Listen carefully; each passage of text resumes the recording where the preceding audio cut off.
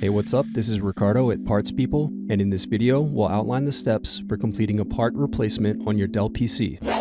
Visit our website and use this coupon for a 5% off discount.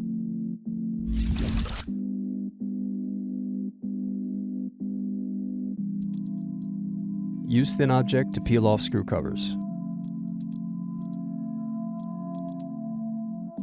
Now unscrew and remove base cover.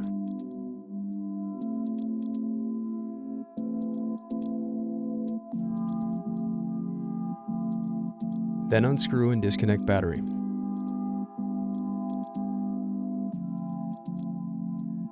Then disconnect and remove speakers.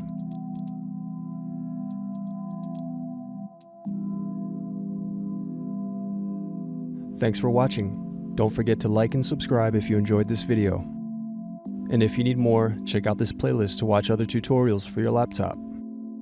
You can also click here to find parts for your laptop at partspeople.com.